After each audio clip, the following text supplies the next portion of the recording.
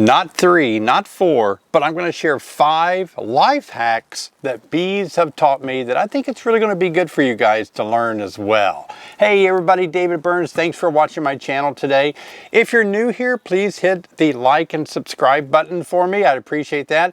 This channel is dedicated to help you know more about beekeeping, make fewer mistakes, and keep healthier bees. So if that adds value to your life, please subscribe. So let's get right into it. While I'm talking about life hacks today, I am going to be putting together a deep hive body and some frames.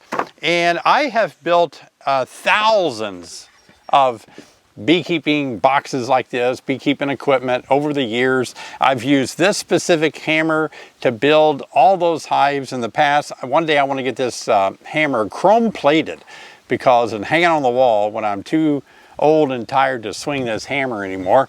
But I thought it'd be a good example of how these hives go together. Some of you build your own equipment. You know, when I first started beekeeping, there was no assembled pieces. You couldn't find anything assembled unless you bought it used and somebody else had already, put it together for you. And literally, I had to build everything. We all did. And we even had to build our frames. And they even sent us a hammer like this to put our frames together. And it's crazy, isn't it? But we built our own frames. We had to wire in our foundation. It was pure beeswax foundation. Took a lot of crimping of wires into the comb, into the foundation. And you had to put little pins in the side. Some of you probably still do that. But we would spend so much time building a hive that it's insane that many of you don't know what it was like back then. Now you can just buy a hive already assembled and it's already painted and everything. But in the old days, we had to do it just like this. You practically had to be a carpenter in the old days to be a beekeeper. Now, when you're building boxes like this, you want to use a good quality glue, an exterior glue. I just picked up some exterior wood glue called Gorilla Glue. And so gluing all your joints are really important to do because that way, no matter how bad they take a beating out in the weather, this glue is actually what holds the boxes together, believe it or not. The nails, as some people say, the nails just kind of hold the box together while the glue dries. So boxes are made up of the shorts, which are the front and the back, and then the long ones, which are the side, and they just kind of go together on these types of finger joints is what they're called. These finger joints do a good job at holding everything together. But the key, the more glue you can get in here, the better. Just let the glue really do its job. But let's go ahead and start. I want to share 5 hacks that I've learned from bees that we can make a correlation between honeybees and people. And the first one has to do with starting before you're ready. And a lot of people in not just beekeeping, but all things of life, they really spend way too much time wanting to be perfect at something before they actually start it. Now, if you wait to become perfect at something before you start it, you're really going to probably run the risk of overthinking it, and you may never actually start it. You may think, well, I'm kind of ready to start, but I want to get a few things else under my belt with just knowing more about it. Eventually, you're going to have to start. And a lot of us start stuff and we learn along the way. So I would challenge you to really think through it and maybe say to yourself, I don't have to know everything. I just have to know enough to get started and I can take off and go. So if you're putting off beekeeping or if you're putting off doing something that you'd like to do, then stop putting it off and just start. Just start and you'll figure more stuff out as you get going. It's going to be that way anyway. No matter how much stuff you actually think you know and that you're ready to go, you're ready to get started, you will find yourself still thinking, there's some things that I need to learn that I don't think I know quite yet. I don't know well enough. And you're going to have to do that regardless of how much stuff you know. So you just got to start. Now, a lot of times I put these boxes in a jig, and in those jigs, it holds everything tight together. Doing it here on the picnic table, is not really doing me any favors. Not bad though. Building a hive on a picnic table. I'm actually going to stand up because I think I can actually do a better job. Got one in there. Let's go ahead and get the one way up here at the top. There we go. Not bad.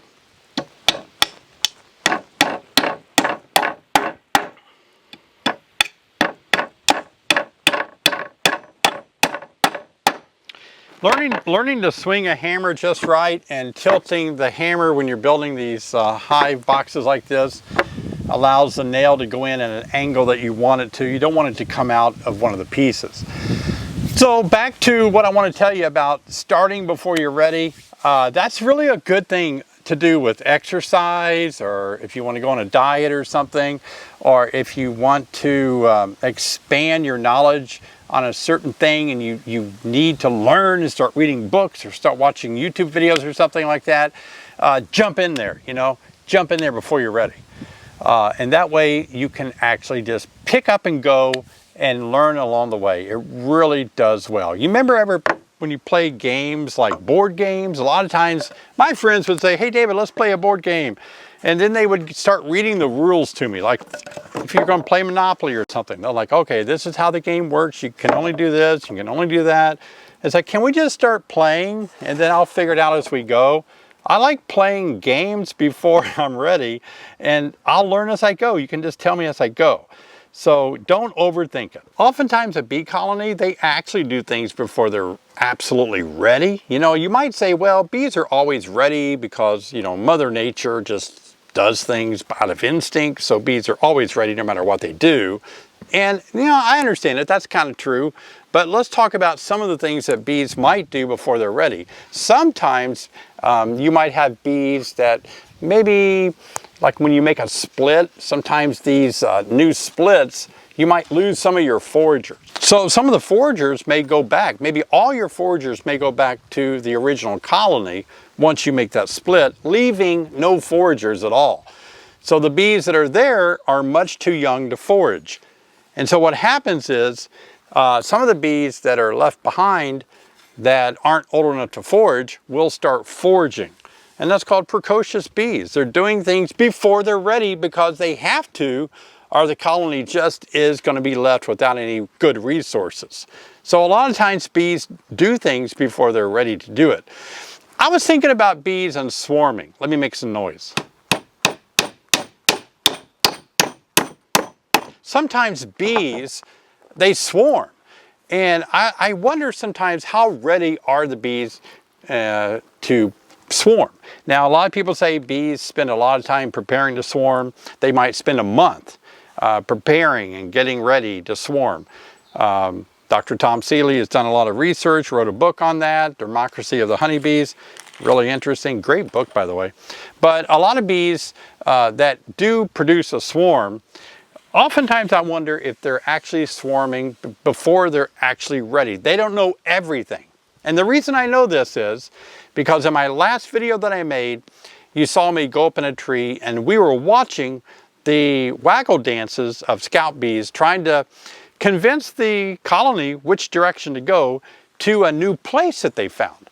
So when they originally left that colony, they left that hive, half of them flew away, they really didn't know exactly where they were going. So when a colony produces a swarm, that swarm usually lands pretty close to the original hive.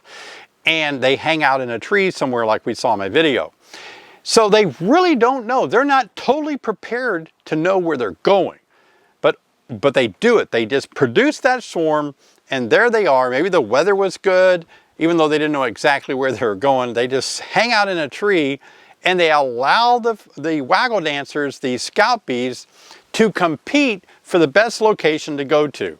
And eventually they persuade the colony where to go to their new home. So they actually are swarming away before they know exactly where they're going. It'd be like you selling your house, moving out, putting all your stuff in a moving van and parking at the end of your lane and waiting to decide where in the world you should move to. That's what it would be like. So you would move before you were prepared to actually move to a new place. So bees actually do that sometimes. They actually do things, they just do it, they start before they're ready. Let me bang some nails in.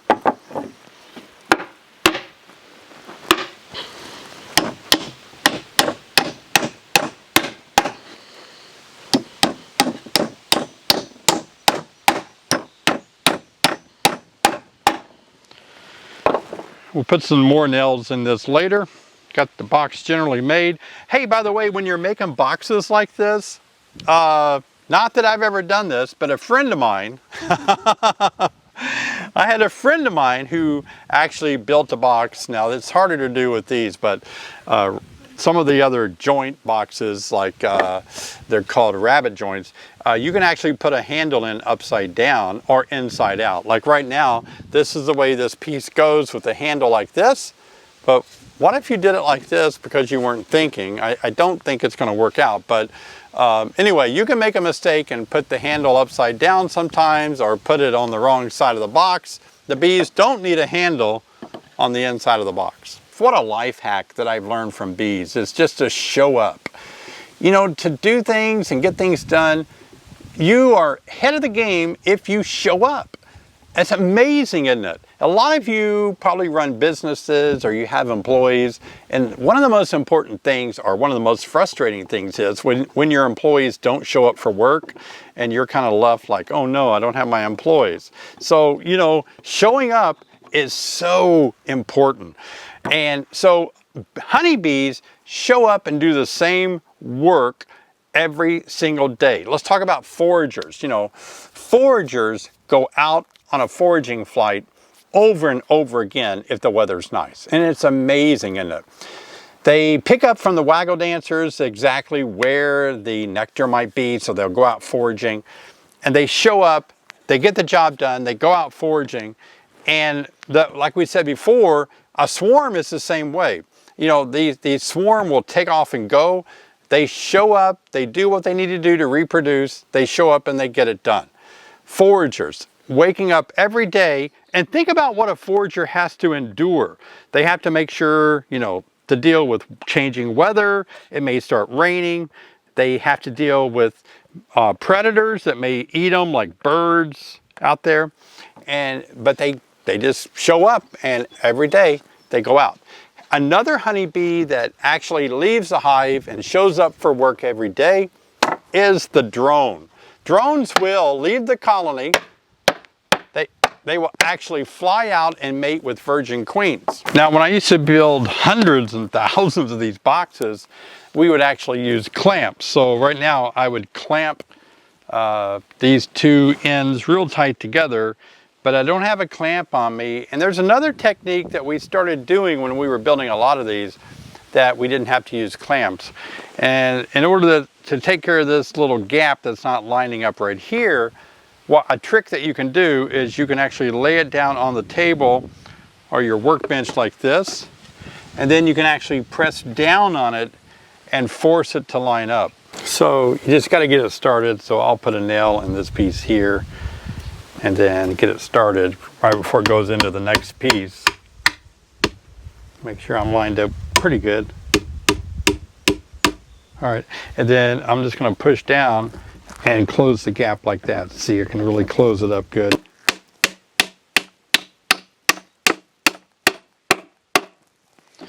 And you can kind of do the same on the other end if you feel it is gappy as well.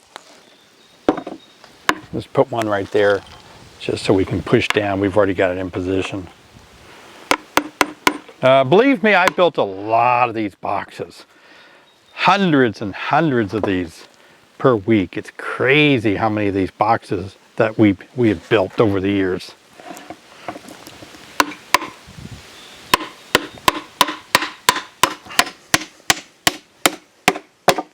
All right, and keep doing that. Go around the horn and just keep pushing down. If you don't have a big wood clamp, and just keep forcing all these pieces together better. It doesn't have to be perfect. And it's not rocket science.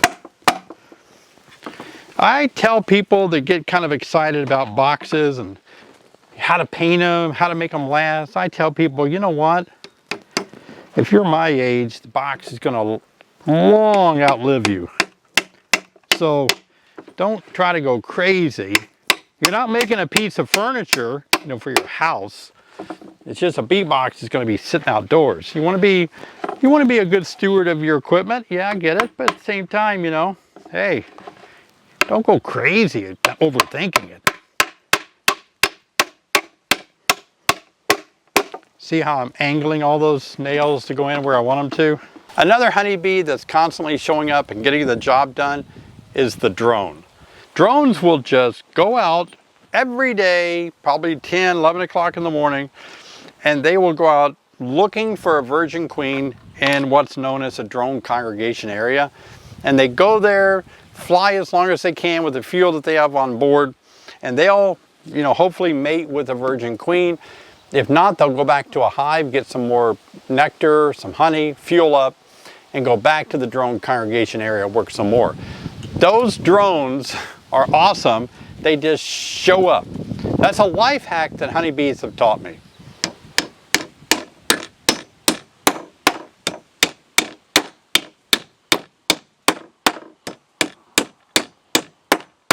The third life hack that honeybees have taught me is that you need to grow. We all know that a colony is in trouble if it's not growing. If the queen isn't laying 2,000 eggs a day, if they're not building wax, if they're not growing and expanding in population and in combs to lay eggs in and put their resources in, such as nectar and honey, if they're not growing, they're in deep trouble.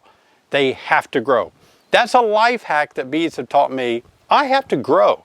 I have to grow in my knowledge. I have to grow in my ability to understand the world I live in. I have to grow in how to deal with people, understand what needs are, that my family, people that I love. We all have to grow. And so just what we learn from honeybees is that if you're standing still, you're not growing, you're in danger of dying if you become inactive, if you're not moving and doing things, expanding. Plus, it's just doggone fun to grow. Now, in beekeeping, you need to grow in your knowledge about beekeeping. The more you know about bees, the more you understand bees, then the better you are as a beekeeper to help your bees the most that you can.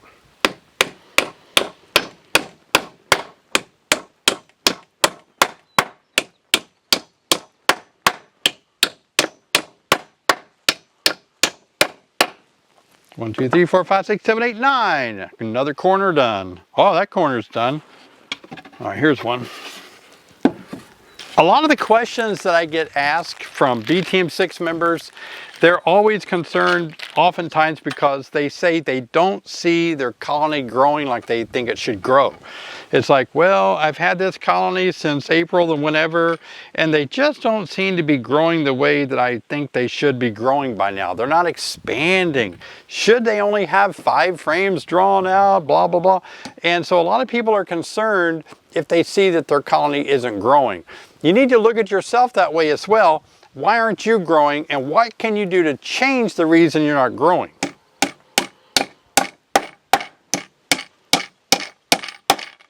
Oftentimes, we're not growing, and that's because we have decided sometimes that we don't care anymore. Maybe we've lost our motivation to grow. Maybe we've become lazy, you know, and we just don't want to deal with that anymore. We'd rather not do it. I understand there's times we go through lazy seasons, but you have to figure out what's important, what's vital to your health and welfare, what's vital for you becoming a better person, and that's where you need to grow. What's neat about honeybees, let's say they lose their queen. Their queen starts to fail and they're not growing because their queen has become, maybe she's not laying eggs anymore, or maybe she's a drone layer. They will quickly replace her because they know that they have to grow. What is it in your life that you need to replace, that you need to change so you can pick the pace back up and start growing again? 1, 2, 3, 4, 5, 6, 7, 8, 9. Takes a lot of nails, doesn't it, to get this job done? The fourth life hack that I've learned from honeybees is be creative, and have critical thinking. That's so important when you stop and think about it. Now, being creative and having critical thinking isn't natural to most people. And I mean solving problems, finding real critical thinking, creative ways to look at a problem and say, how do I solve the issue at hand? When honeybees lose their queen, they have, I know you might say it's nature, it's instinct, but let's just say right now it's critical thinking. And they're creative. They start taking the eggs that the queen laid, very young larvae, and they start raising a replacement queen because they know they have to solve a problem. If a bear attacks a colony, they are creative. They know what they need to do. They go out there, they start stinging the nostrils and the eyes of the bear. And bees actually prepare for winter by storing up for winter. That's why they store so much honey. They want to have resources available when the weather gets cold. So they have creative thinking. Well, I'm learning that from bees that I need to be creative. I need to have critical problem-solving thinking abilities. And an example of that, have you seen that video? You know, a year or two ago, we talked about murder hornets that were coming into the U.S. out west. I think the state of Washington, and they were just wiping out colonies if they could get into a bee colony. And so murder hornets, there's a video that's really cool because it shows how honeybees deal with murder hornets. Once a murder hornet sneaks its way into the hive, the bees actually become very still and they pretend that they don't see this murder hornet. They just pretend it's not there. But they know it's there, and they know it's a scout hornet, and it's going to bring back more of these murder hornets. This video is really cool. So what they do is they start giving off this like vibration impulse to the entire colony. And all at once they start heating up. They use their thoracic muscles, they begin to heat up the inside of the colony.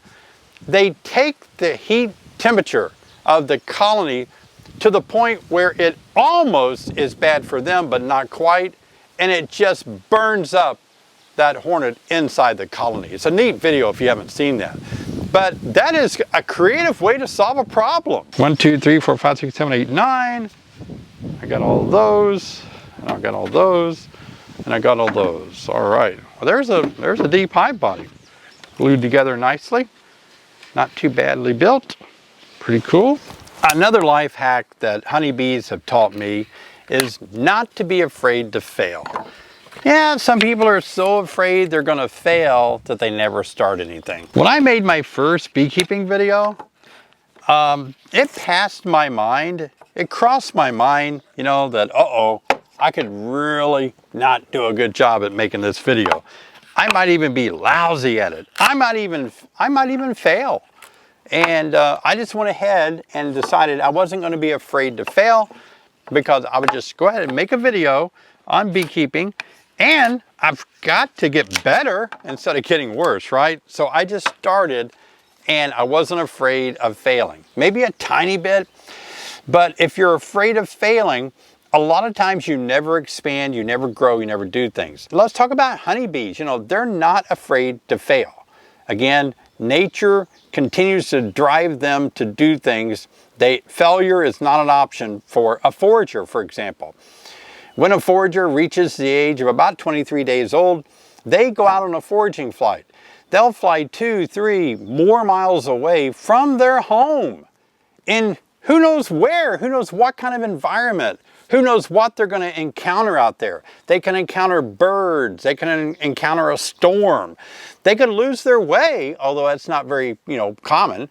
And yet they go out on a foraging flight and they bounce across flowers and gather up nectar and bring it back to help that colony grow and become prolific. Now, a beehive is a single organism. That means that all the bees individually make up a great large organism. So that honeybee that goes out on a foraging flight all by itself has to come back to support this single living organism to grow. And those foragers are brave souls to do that if you really stop and think about it. That is amazing. Flying that far away, is a brave thing for foragers to do, and they do it to help the colony survive and grow, gathering resources, bringing them back to the colony. They send out thousands of foragers a day. Roughly, who knows, about 20% of the bees in a colony are foraging every day, going back and forth. The rest of them are getting to the age, or they're working, they're house cleaning bees, or house cleaning duties and all. But these foragers are the life and blood of this colony surviving. So for us, we have to be careful that we don't get drawn in and become afraid of failing. It's really easy for us to say, oh no, what if I don't want to do that? What if I fail? I could fail and be embarrassed, and people would make fun of me for failing. We have a lot of reasons to fear failure. There's a lot of things going on today in the world and probably in our own lives. And we have an ego sometimes that, you know, we're not comfortable failing. It doesn't feel good to fail, so sometimes we just back off. We have critics, we have naysayers, we have haters that will always be there to make us feel really bad when we fail. You have to get over that. You cannot allow critics, naysayers, and haters to keep you from doing what your purpose in life is, what you enjoy doing. Let them say what they want to. Let them be critics. Let them be naysayers. You know, who cares, right? Who cares? You got to stop caring about certain kind of critics that are always going to be attacking you and keeping you from doing great things in life. But if we do get drawn in to fearing to do something new, fearing to expand something that we want to do because we're afraid for some reason, it can be a lot of reasons that we might be afraid. But if we get drawn into that, isn't that sad that we're letting fear keep us from doing stuff? I've learned over the years not to give a lot of attention to critics and people that judge me. You know, it happens. Whoops, that little nail bent over. Let's see if we can straighten it up. A lot of times when we're faced with critics, naysayers, and haters, you want to spend a little time and say, wow, is something that they're saying true? I mean, is there any wisdom in what I'm hearing? Or are these people just mad? Do they have some other issue in life and they're just taking it out on you? A lot of times that's all it is that some people can't deal with certain things. They're jealous, or they're envious, or they want more of your attention. And so they're just attacking you really for no good reason. It's unfair. You know, that's the part that hurts the worst, I think, when you're attacked and it's not fair. But you have to keep going. You can't succumb to all the naysayers, all the critics out there. You can't succumb to fear to keep you from doing what you need to be doing. Whoa, here it comes. So I'm going to put a couple of beads of caulk so that I can kind of smash it into the grooves and the gaps that are present in this corner. Now I'm using 100% silicone here, and so I'm just kind of massaging it into these cracks that are left around where these finger joints blend together. And I'm going to let this dry for about a day. I'll wipe off the excess, and then by letting it dry for a day, I can paint it. But this really does give it a great seal. Got this tip off of another beekeeper at a university that takes care of a lot of the hives at the university, and that's what he says he does to really protect these box joints. These finger joints like this, they really do kind of take abuse, because what happens is you've got a lot of exposed end wood on these corners like this, and this end wood is open pores, open edges, not to mention that's where the gaps are. And so this is an area that can really take in a lot of moisture, a lot of water, because these end pieces are exposed like that, the ends of the boards. And so just by smearing a good coating of 100% silicone on there, it's really going to fill the gaps that you see that are present. Not everybody gets these cut perfectly, But even if they do, this is still going to allow us to have a lot of this in wood with a good coating, a good covering on it. I'm wearing some nice gloves to kind of protect my hands, but see how nice of a job that does in just sealing the gaps.